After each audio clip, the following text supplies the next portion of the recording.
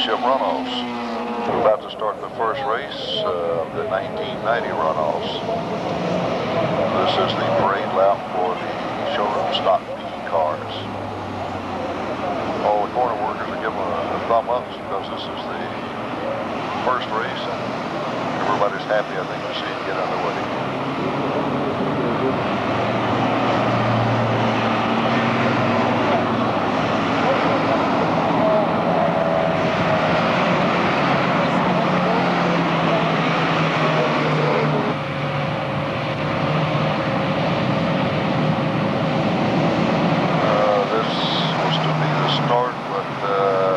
Somebody was out of position, so they waved them off.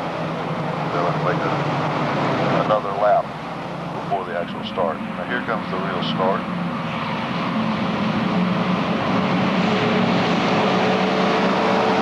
They counted that extra parade lap, even though they weren't racing. Well, it looks like car 4 in the lead. Payson, Massachusetts, Peugeot.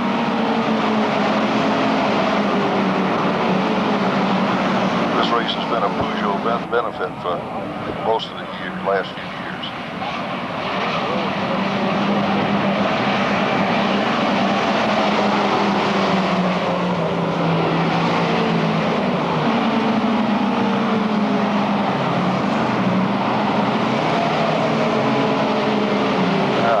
In the lead, number 88. He's also in a Peugeot. Man off the course here. Uh-oh, he's in the mud, isn't he? It's muddy over there. He's not going to be moving around.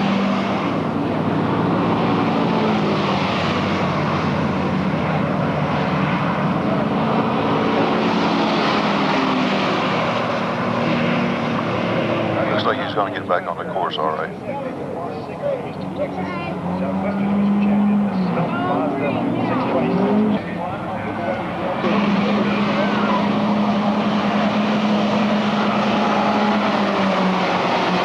Lamo's still in the lead.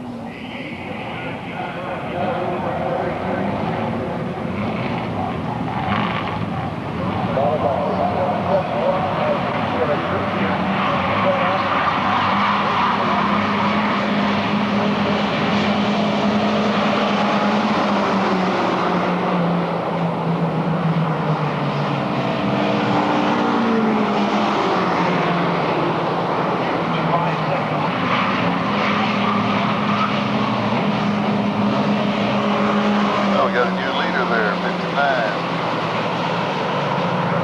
Deadly. Yep, he's the leader. The Lamo led at the halfway point, so he got $1,000 for that. The leader's a little bit spread out now.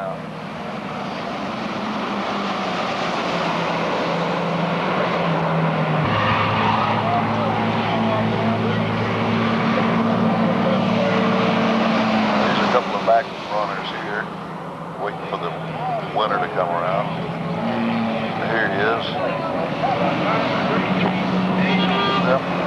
Number 59, Headley, was the winner.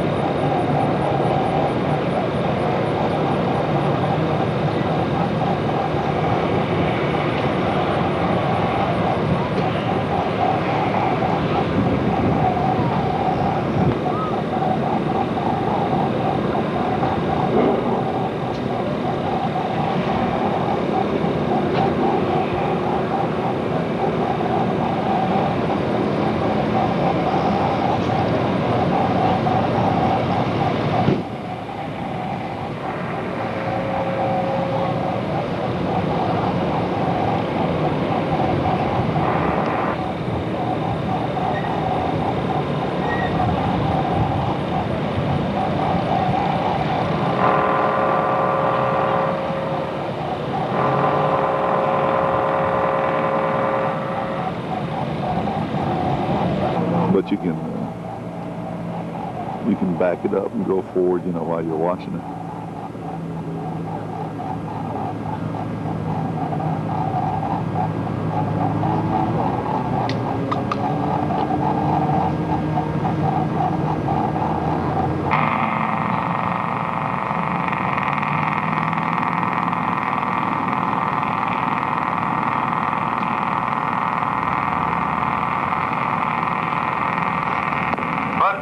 Bud Kruger, you can...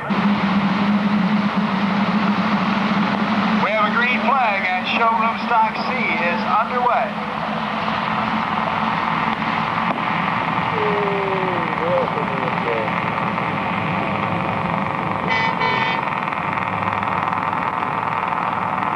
Holding on to the lead. Followed by 17, 36, and 98, a four-car race now, then a break in the pack, 46, 86, and 13 in that order. As the field is beginning to string out, we've got a car in a 360, a 180 as he goes down, taps the quarter. And a lot of battling going on in distant third. We have 9, 17, then 36, and fourth place is a war between 98, 46, and 86. 13 bringing it up, then 43 and 64. Working lap number 4. 3 laps to go, race now for first place with Galati and Tonelli right behind him. Front the bridge, and we see some scraping going on as 17 holds on in front of 9, 36 is right up there, 98's on his tail. We have a four-car war going on for first place. Car number 2, Michael Argensinger, has pulled into the pits, and here we come with that four-car war as they stay together. It is 9 and 17, 36 and 98, followed by 46 and then 86. As they go down the front straightaway, everybody stays in shape. Nobody makes a move. They're going to, of course, they're thinking about $1,000 from Goodyear. They come out of 7 again. Galati being very wisely staying out of the way and giving the guys who do have a shot at a chance at it. Number 9, Galati, Tonelli right behind him. In third is Carter. In fourth is the 46th entry of Van Carter. Then a substantial gap, 15 car lengths back to 48 Cleveland, and Wendell, who had been running as high as third earlier and is slowly drifting backward. Galati just turned a 152.41. And again, qualifying time for these cars in the mid-150 range, so they're running quite quick, considering that they are right in the middle of race conditions right now. It's a good race going on. Again, Wendell. And we had 3 cars come together, coming between 11 and 12. They all slid into the tire wall. Drivers left just coming out of 12, and they're all continuing on, although they all look pretty banged up. So you're going to see part of a junkyard headed your way in a few minutes, Greg. Over to you. Okay, doing a nice job running in 7th spot. He came all the way from 16th qualifying position. So Van Cleef and Marcos, the most noticeable jumps in terms of... 2 rather comfortably, but 46 trying to play catch up. 3 now down into 4. Galati has stretched it out now. He's got maybe 4 to 5 car lengths. Seems to be somewhat flexible, but they are coming up on a lap car, and we had talked about Travis. The lap car a little wide out of the 5th turn, slide by. He may have had to lift a little bit so that he would not drift off the outside between 6 and 7, and that may have allowed Tonelli to get a nice line and be able to stay with him. But Tonelli didn't lose much in that maneuver, and it looked like Galati might be taking full advantage of it. And you know it's going to go through their minds from here on out, the remainder of the race, which is coming up to this last lap, that when they come up on a car, they've got to be a little bit more nervous now, knowing that it may be the difference between getting a medal and none at all. Galati out in front of the bridge and by the start-finish line. Tonelli behind him. There's a 1 and 2/10 second spread between first and second. Third place up for grabs between 98 and 46 as Carter is being reeled in by Van Cleef. And bronze is definitely up for grabs. And way back now is number 36, Wendell. So we've got a 2-car battle for the gold and a 2-car battle for the bronze at this point. Oh, we got him coming out front of the bridge. Galati holds the line, and Tonelli gets sideways. Correct. He should have lost it all. He didn't. He'll finish the silver. Galati takes the gold, and here comes the race for third place. It's going to go to number 98, Carter. Tom Carter finishes third. Peter Tonelli decides. And they're valvoing cups filled with champagne. Switch to the rhododendron caps. So photo opportunity. We're going to jump in here right after we go to the back half. For the $1,000. Got the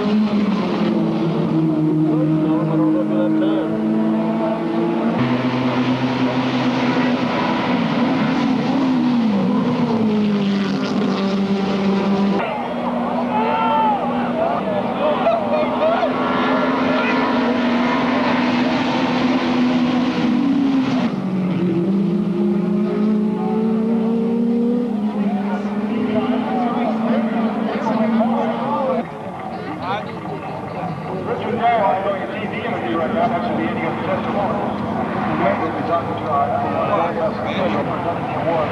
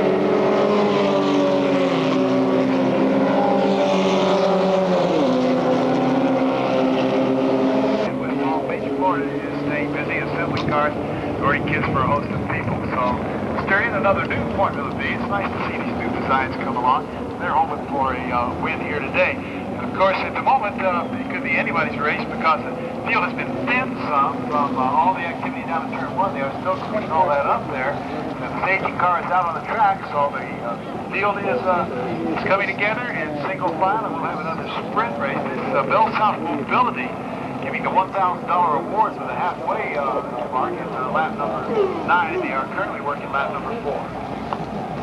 Yes, Ed, you're talking about George Liddell, of course. He won the national championship here in 1988, doing something that you rarely see in national championship Formula V competition, and that's walking away from the field. He just continued at the start, took the lead, and just motored them, and opened up a huge margin by Formula V standards at the finish. And we'll have to see if that happens this year. Of course, number 80 on the pole, Stephen Davis out of Powder Springs, Georgia, the Southeastern Division champion. He's won here at Road Atlanta this year. He's won at Daytona. He's had 3 wins at Roebling Road in the Goodyear Redline Racers Wedge. He qualified about a second quicker than anybody else, so the potential is there. But again, we've seen races already today where a couple of people have qualified perhaps a second quicker than the rest of the field and ended up either not finishing or finishing back in the pack a little bit. And I also wanted to mention Mark Edwards, number 74. He qualified on the pole last year for this race and took second. And he is one you absolutely have to watch. And again, of course, there's a lot of top drivers in this field. They should be coming out to the bridge turns any time. Yeah, Greg, they were working lap number 3. This will be the start of lap 4 when they come out from the bridge. Safety car between 10 and 12, and he's definitely going to stay out because they're still leading up down turn 1. Car directors down there looking out for Powder Springs, Georgia, the Southeastern Division champion. It's very difficult.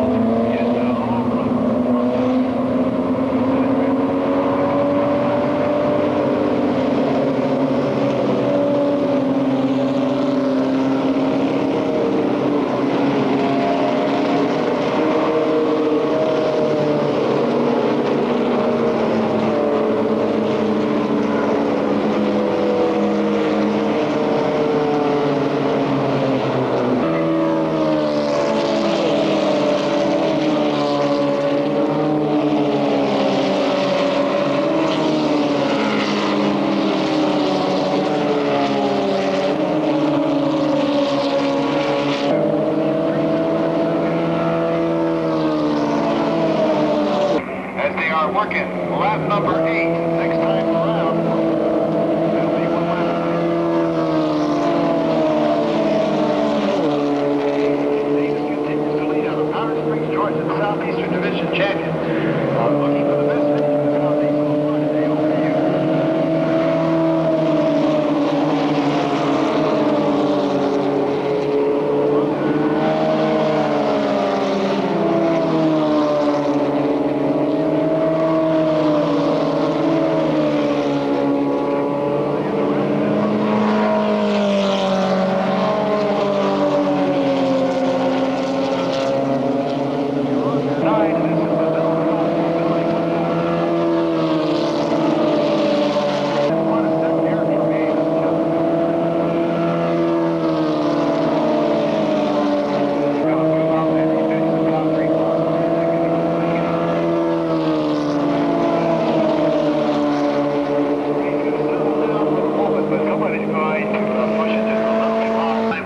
Straightaway, and it looks like Davis may have increased his lead.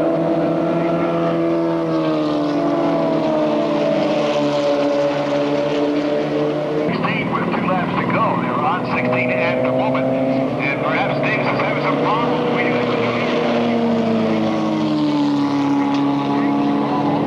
Davis going to the left and to the right, can't get there.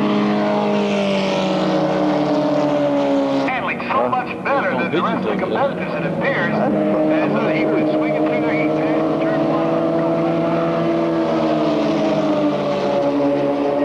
And went for a first.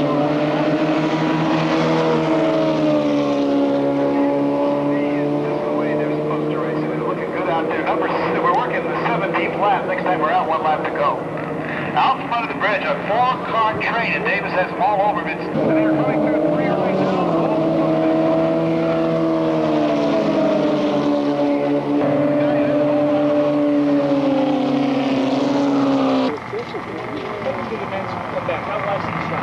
Skip, what a drive.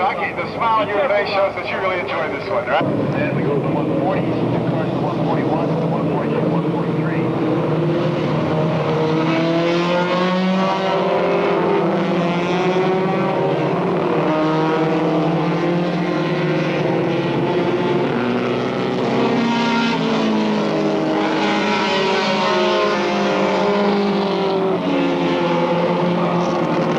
No telltale through the dust.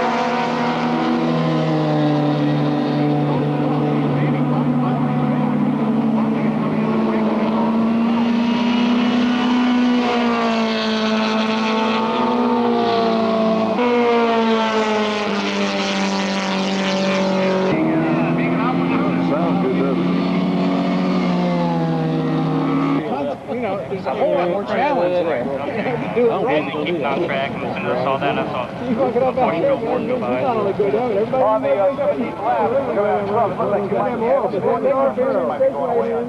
No, actually, I was driving like that the whole race. It seemed like it seemed to affect me. We got a Jeffrey.